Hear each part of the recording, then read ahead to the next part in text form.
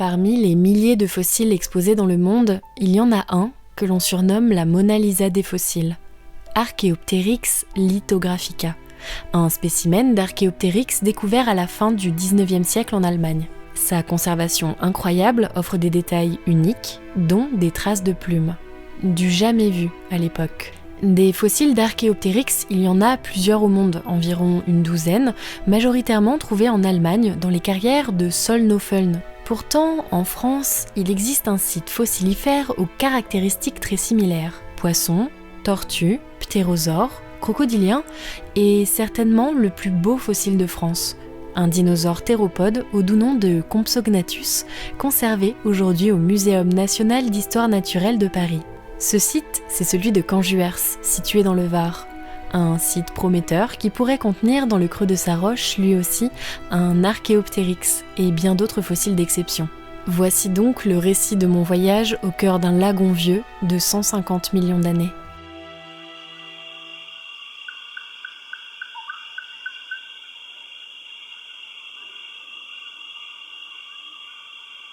Bonjour à tous, aujourd'hui une vidéo vraiment spéciale. Je me situe dans un lieu magique et insolite. Je suis dans la carrière des Bessons que vous voyez derrière moi sur le site de Canjuers. Ce lieu est vraiment mythique, il y a déjà des fossiles incroyables qui ont été découverts et aujourd'hui plein d'humains s'affairent pour essayer d'en découvrir d'autres. Et vous allez découvrir que c'est extrêmement physique, on n'est pas dans le Jurassic Park avec des petits pinceaux mignons, mais plutôt du gros cassage de blocs de calcaire sous un soleil de plomb. J'ai vraiment beaucoup de chance d'être là, on va suivre au jour le jour ce qui se passe sur le site, les découvertes, et voilà, c'est parti. Me voici donc sur le plateau calcaire de Canjuers, dans le Var. Un site strictement interdit au public puisque c'est un camp d'entraînement militaire de l'armée de terre française étendu sur 32 000 hectares. La voici, la carrière principale qui est l'objet de la majeure partie des fouilles de cette campagne. Là, au creux des plaques de calcaire, se trouvent d'autres animaux endormis. Sur place, les fouilles sont dirigées par Vincent Renelot et Karine Peyer, paléontologues au CR2P, qui ont soigneusement constitué une équipe de fouilleurs et fouilleuses composée majoritairement d'étudiants. Je vous présente donc Karine Peyer, paléontologue de formation et actuellement chercheur au CR2P. Canjuers est un site qu'elle connaît particulièrement bien puisqu'elle travaille dessus depuis presque 20 ans. Après des études en Suisse, aux États-Unis et en France, elle a écrit sa thèse de doctorat sur le petit théropode Compsognathus. À la tête de cette campagne, il y a aussi Vincent Renelot. Paléontologue autodidacte et bénévole au CR2P depuis 2017, Vincent porte un regard tout particulier à la vulgarisation et partage notamment son amour de la paléontologie sur Twitter.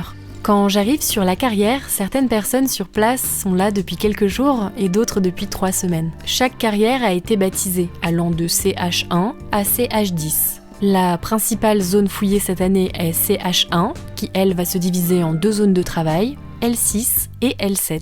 Pour ma première journée, je m'imprègne donc de l'ambiance du terrain du côté de L6.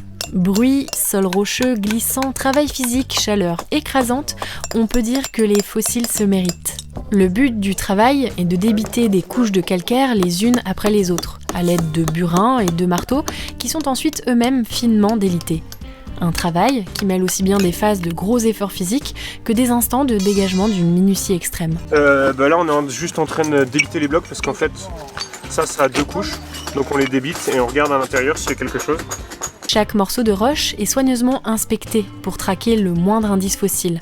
Petit à petit, les couches descendent, sont numérotées et s'enfoncent vers le fond de la carrière. Et le moins qu'on puisse dire, c'est qu'en 3 semaines, l'équipe sur place n'a pas chômé. Donc nous, on l'a débité sur cette partie-là, on l'a fait enlever à la pelleteuse là-bas.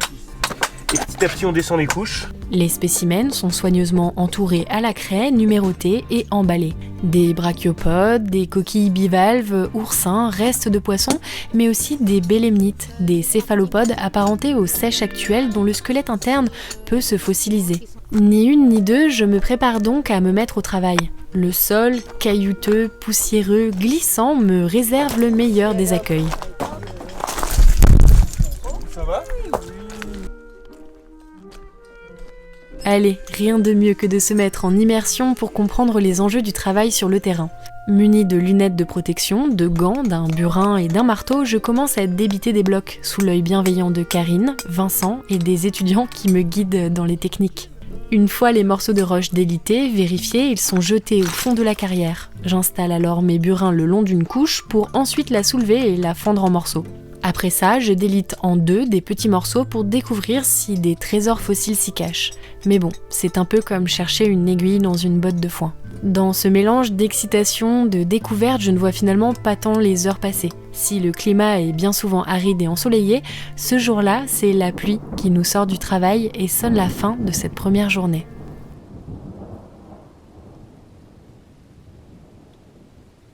Le lendemain, le temps est plus clément sur la carrière des Bessons. Aujourd'hui, une des couches de L6 vient d'être intégralement débitée. Alors, afin d'en entamer une nouvelle, il faut la cartographier pour annoter et identifier toutes les trouvailles réalisées à sa surface. Là, t'avais un poisson. Ah, c'est le poisson, c'est ici. Ça, je crois que c'est... Ah, c'est Ouais, ça, voilà, fossile c'est ça. dessous.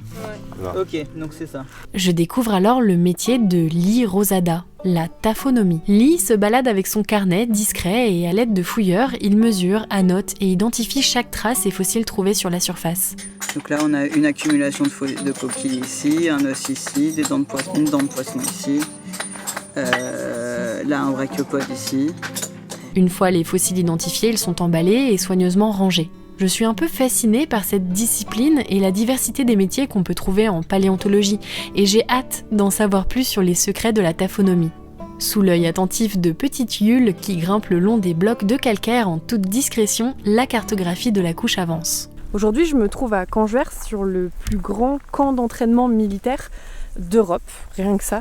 Mais il faut savoir que ce site, ça n'a pas toujours été comme ça. Avant, c'était sauvage au début du siècle. Il y avait des familles de bergers qui vivaient là et il y avait des carriers. Et on va découvrir que l'histoire de Canjuers, elle est pleine de rebondissements et c'est très magique et insolite. On va découvrir ça. Le site de Canjuers a une drôle d'histoire. Car beaucoup des fossiles ont été trouvés par quelques familles de carriers qui ont exploité le site pendant seulement 6 ou 7 ans durant les années 60. Et les familles n'ont jamais révélé l'emplacement de ces trouvailles sur le site. Pour comparer à Solnhofen, dont je vous parlais, Canjuers n'a rien à voir avec l'ampleur de l'exploitation du site allemand. Pour contextualiser, le calcaire de Solnhofen est exploité depuis des siècles sur des chantiers de grande facture. À la fin du XVIIIe siècle, ces calcaires lithographiques sont utilisés pour la lithographie, une technique qui permet de dessiner à l'aide d'un crayon spécial directement sur les plaques de calcaire au grain très fin et pur, qui, après traitement à l'acide, pourra être utilisée en imprimerie. Cette invention offrira à Solnhofen une réputation mondiale pour son calcaire de qualité.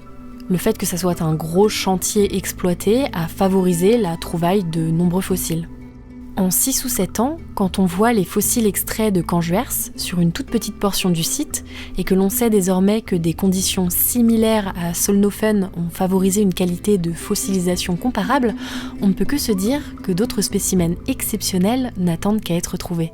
Si quelques trouvailles des carriers ont été revendues en toute discrétion à des collectionneurs avant que le site ne soit racheté par l'armée, à la fin des années 80, le Muséum national d'histoire naturelle décide à l'époque de racheter l'ensemble des fossiles dont dispose un certain monsieur Louis Girardi, un ancien carrier, dans un souci de protection de la richesse de ces spécimens à la conservation remarquable, constituant un apport énorme pour la science. Au fil des années, les scientifiques réalisent des travaux sur la géologie et la sédimentologie du site.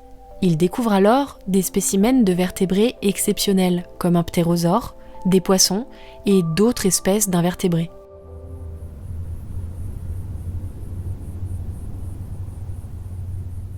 Aujourd'hui, c'est extrêmement dur, il fait très très chaud, l'air est sec, mais les fouilles continuent. 3e journée de fouilles. Cette fois-ci, je vais du côté de L7. Ici aussi, les blocs sont débités et je participe à l'effort collectif dans la bonne humeur. Ce qui est assez frappant du côté de L7, c'est qu'on voit vraiment en flanc de roche les strates de calcaire qui nous font prendre de l'ampleur sur les couches présentes dans la carrière. Chaque strate représente un peu un genre de temporalité. Canjuers dispose de ce qu'on appelle un Lagerstätte, un gisement à conservation exceptionnelle datant du Jurassique supérieur. Pour vous expliquer, ce Lagerstätte est un ancien lagon datant d'il y a 150 millions d'années, un paléo-environnement dont les caractéristiques favorisent une fossilisation exceptionnelle. Le Lagerstätte de Canjuers date du Tithonien inférieur, épisode qui se situe il y a entre 152 et 145 millions d'années pendant le Jurassique supérieur.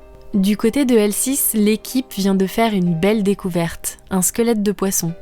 Bon, comme ça on ne dirait pas, car si dans les musées nous sommes habitués à des fossiles bien propres et bien ordonnés, souvent les fossiles présentent des spécimens éclatés et des ossements éparpillés. Pour le grand public, c'est moins lisible et surtout moins esthétique, mais pour les scientifiques, ça peut permettre d'obtenir des informations précieuses sur l'anatomie du spécimen, de voir des ossements sous d'autres angles, et parfois cela laisse même entrevoir les contenus qu'il y a à l'intérieur des estomacs des animaux.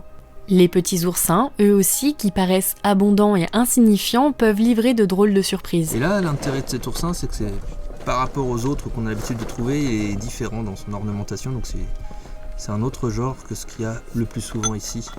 Sur le site, ma vision de la paléontologie s'étoffe déjà et se diversifie au fur et à mesure des journées. Avec Vincent, on se pose un peu à l'ombre pour papoter. Alors moi je m'appelle Vincent Renelot, je travaille au muséum au CR2P en tant que bénévole sur la partie paléontologie, ce qui m'amène à travailler en particulier sur les dinosaures. C'est toi qui as organisé cette campagne de fouilles? Alors tout à fait, avec Karine, en 2018 en fait, le site était un petit peu, pas à l'abandon, mais personne s'en occupait vraiment. Et maintenant on va tout faire pour que ce soit un projet pérenne qui se fasse tous les ans, parce qu'on a trouvé des fossiles et il n'y a pas de raison que ça s'arrête. Tout simplement, pourquoi on fait ces efforts-là? Parce que ce site vaut le coup. Les carriers, ils ont sorti certes beaucoup de fossiles, ils ont retourné énormément de pierres, mais on sait qu'il en reste beaucoup encore à découvrir et peut-être d'encore plus important. Et ça serait quoi ta découverte rêvée sur le site?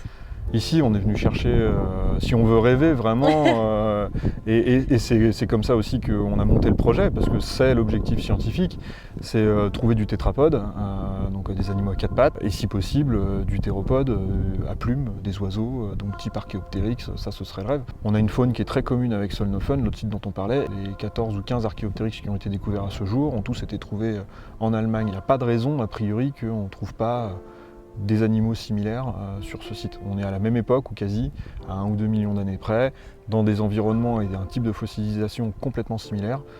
Donc on a vraiment des sites jumeaux. Donc voilà, ils en ont trouvé là-bas, pourquoi nous on n'en trouverait pas ici? Ok, je te l'annonce, on va le découvrir cet après-midi. Mais exactement, c'est ce qu'on dit tous les après-midi. Voilà, c'est ça.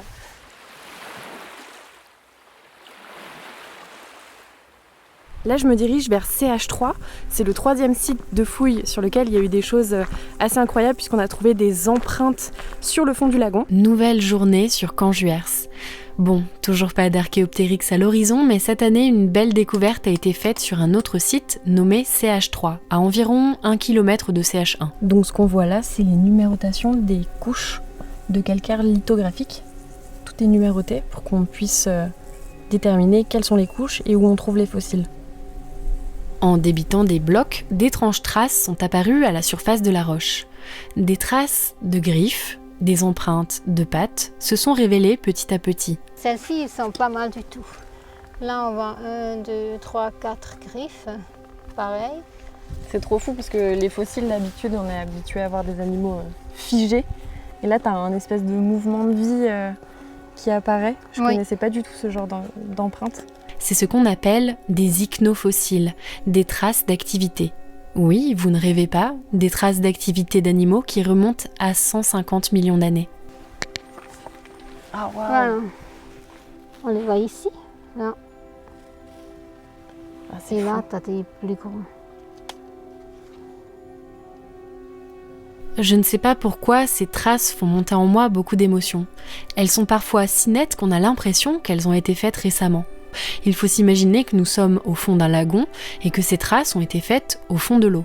Si ces lagons n'étaient pas propices à la vie, certains opportunistes, comme des rhincocéphales, des reptiles ressemblant un peu à des iguanes actuelles, étaient capables de plonger au fond du lagon pour saisir de la nourriture stagnante. Pour remonter à la surface ou prendre de la vitesse, les rhincocéphales prenaient appui sur le fond, laissant derrière eux des traces de pattes et de griffes. C'est ce qu'on observe sur la roche. Sur place, Lee prend des photos, cartographie le site en fonction de l'emplacement des traces. Car son métier ne consiste pas juste à faire des relevés et des mesures, mais bien à chercher des pistes. À l'aide de ces données, il va être en mesure de déterminer si ces traces vont dans un certain sens et tenter de reconstituer l'histoire d'une activité datant d'il y a des millions d'années. Dans quelle direction nageaient les rhincocéphales? Si un fossile est retrouvé à tel endroit, est-ce que c'est la trace d'un courant qui allait dans tel ou tel sens? À la manière d'une scène de crime, Lee numérote et note patiemment dans son carnet, tentant de reconstituer cette scène de vie d'antan. Un peu plus tard dans la journée, Karine m'accompagne sur CH3. Et ce qu'aime Karine, c'est dessiner. Est-ce qu'on a un stylo quelque part? Alors, sur un bout de roche, elle m'explique le processus de fossilisation dans les lagons du Jurassique. Ok, je vais vous expliquer comment le lagon a fonctionné. Vers la fin du Jurassique, la mer recouvrait le plateau de Canjuers, et d'importants récifs coraux jonchaient son fond. Mais au fil du temps, à l'extrême fin du Jurassique, avec la mer qui se retire, la barrière récifale émerge petit à petit et forme un immense archipel constitué de petites îles basses et de lagons situés dans des eaux très calmes et détachés de la haute mer agitée. En bas, tu avais cette fameuse couche de sédiments qui construisait les calcaires lithographiques. Donc sur quoi on est là maintenant? Oui, exactement. Le sédiment est arrivé avec des tempêtes de la mer ouverte. D'accord. Et le sédiment avec les animaux qui venaient avec et se déposaient dans le lagon. D'accord, donc ça racle toute cette partie-là et ça dépose tout au fond. Exactement. Et c'est aussi pour ça que de temps en temps, tu trouves dans ces sédiments-là, pas seulement des animaux de la mer ouverte, mais aussi des animaux qui ont vécu soit sur les récifs émergés ou bien sur les petits ports à droite et à gauche du lagon. Il faut imaginer que sur cette fond-là, il avait encore de l'eau. Canjuers était donc l'un de ces lagons séparés du large dans cet archipel, les courants marins y pénétrant exclusivement au moment des grandes intempéries ou pendant les saisons des tempêtes. Pendant ces épisodes, des cadavres d'animaux terrestres vivant sur les îles ou des animaux marins mais aussi des végétaux, transportés par les vagues de la haute mer, venaient se déposer au fond du lagon.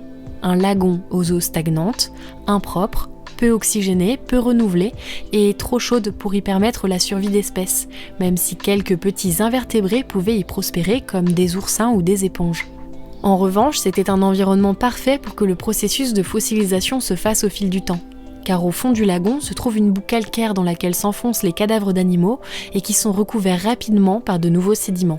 Du coup, quand ces sédiments et l'eau est arrivé, bien sûr, si tu n'as pas des chaînons qui sont connectés vers la mer ouverte, ça va doucement commencer à dessécher. Alors ça veut dire l'eau que tu as ici, ça va diminuer jusqu'à ce que tu te trouves parfois avec une très fine couche de presque l'eau. plus d'eau quoi. Presque plus d'eau, exactement. Et c'est aussi pendant ces temps-là que les petites traces de nage peuvent se produire aussi.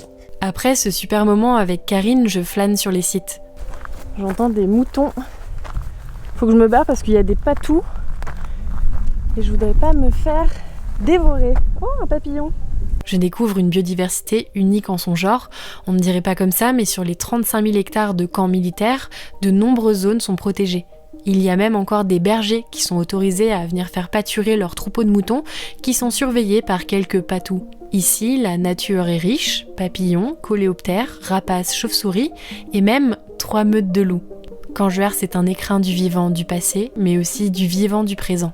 Et la nuit tombée, les créatures de l'obscurité sortent de leur cachette.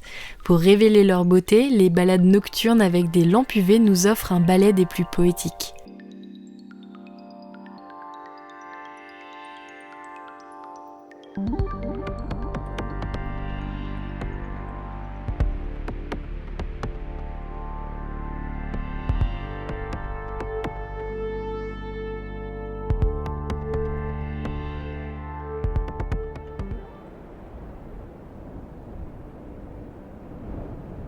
Le lendemain matin, j'accompagne Lee et Karine dans un conteneur situé sur le camp de base. À l'intérieur, c'est un vrai casse-tête qui nous attend. Des plaques sur lesquelles se trouvent des traces de rhincocéphales qui ont été amenées à la hâte dans un souci de conservation. Le petit souci, c'est qu'elles sont mélangées. Il faut donc reconstituer le puzzle de roches pour que Lee puisse faire ses relevés et compléter ses pistes. Pour ça, il faut minutieusement repérer les traces, prendre des mesures, des photos, numéroter les morceaux. Donc là, tu peux voir le déplacement d'un animal, concrètement. Bah, on essaye. En gros, là, on voit des empreintes isolées, les unes des autres pour l'instant, et on essaye de voir si on a une piste. Petit à petit, le puzzle se complète bien. C'est l'heure de prendre la pause déjeuner, on continuera l'après-midi. Sauf si, entre-temps, je décide de trébucher assez violemment sur une marche en roche et d'exploser mon tibia en manquant de tomber dans les pommes. Je viens de m'exploser la gueule sur une marche en roche. Une énorme caillasse, quoi. J'ai tapé le tibia très très fort, je peux plus marcher. En vrai, je suis hyper dégoûtée, j'ai hyper mal et là, je suis fatiguée. Donc je verrai. Voilà, c'était le journal de bord nul du jour. Merci d'avoir écouté ces plaintes. Je m'allonge et je suis rejoint par une autre blessée, Gaëlle, qui vient de se coincer le doigt sous une plaque de calcaire. Le terrain est quelque chose de difficile et fatigant, et même si toutes les précautions de sécurité sont mises en place, on n'est jamais à l'abri de ce genre d'accident. Mais au final, plus de peur que de mal, rien de cassé pour ma part.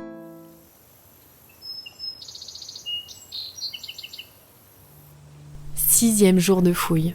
Bon, ce n'est pas ma blessure qui va m'empêcher de continuer l'aventure. Maintenant que je sais que je peux marcher, je peux aller gambader même si j'ai un peu mal à la jambe. Alors, je prends le temps pour dessiner, noter. Jusque-là, j'étais dans une telle émulsion de découverte que j'avais peu aménagé de temps pour ces moments chers à mes voyages.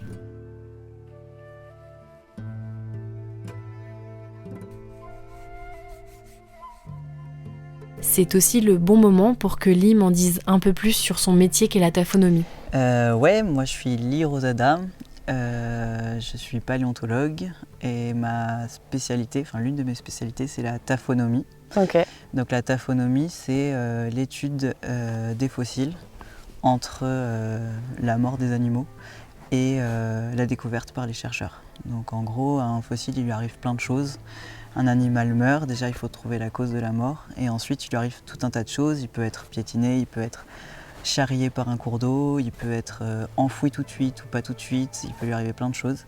Et le rôle du taphonomiste, c'est de reconstituer les étapes de fossilisation et de tout ce qui est arrivé au fossile jusqu'à la découverte. En tant que grand public, quand tu vas dans un musée, tu vois un fossile tout figé. Oui. Et tu te dis pas que derrière, il y a peut-être une histoire justement de cet animal qui est mort, comment il est mort, il a pu rouler sur le sol, etc. Oui. Donc c'est un petit peu ça que tu fais, tu essayes de remettre un peu du contexte là-dedans. Exactement. Et de raconter une histoire en fait petit à petit. Exactement.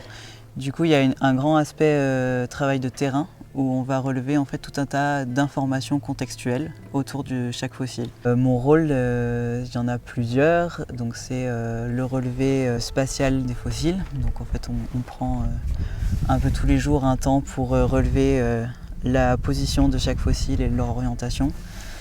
Et là, comme on est dans une zone à empreinte, on fait tout un travail de relevé, de position, d'orientation, d'identification aussi des empreintes sur les dalles pour ensuite pouvoir les étudier en laboratoire. On travaille aussi couche par couche, mais ici aussi en fait en début de terrain, ce qu'on fait, comme ici c'est des calcaires lithographiques, donc en fait chaque couche est censée représenter un événement de dépôt spontané, une tempête, Ouais. et en fait on a besoin de savoir dans quelle couche on est à chaque fois. Donc en début de terrain, il y a un travail qu'on appelle souvent la sédimentologie, donc le taphonomiste est aussi obligé d'avoir des notions de sédimentologie. Donc on va numéroter chaque couche et ensuite dans chaque couche on va décrire chaque élément qu'on voit, donc à la fois quel type de sédiments, et ensuite on va les numéroter et savoir quel type de fossiles on retrouve aussi dedans. Est-ce qu'il y en a beaucoup, pas beaucoup? Est-ce qu'il y a des accumulations de coquillages ou pas? Est-ce que dans une couche on a des fossiles qui sont orientés dans un même sens, qui indiquerait un courant? C'est quoi qui te rend heureux dans ton travail du coup aujourd'hui? Qu'est-ce qui me rend heureux dans Ouais. mon travail aujourd'hui? Ça c'est une grosse question. je pense que le côté casse-tête j'aime bien, même J'ai si des fois senti. c'est des gros casse-têtes. Le côté travail de terrain j'aime beaucoup, Ouais. parce qu'il y a un côté très immersif. Mm. Les empreintes j'aime beaucoup, les traces d'activité, donc c'est les ichnofossiles. J'aime vraiment beaucoup parce que au-delà de trouver des squelettes qui sont très beaux, etc., l'étude des traces fossiles, c'est vraiment des traces d'activité de vivants. Ouais. Et du coup, c'est assez chouette de savoir qu'on peut étudier des empreintes qui datent de 150 millions d'années, par exemple, et qu'elles sont toujours là, et qu'on peut en déduire des informations sur le mouvement, le mode de vie, etc. À la fin de la journée, le ciel se pare de nuages gris et la pluie battante nous contraint d'arrêter le travail.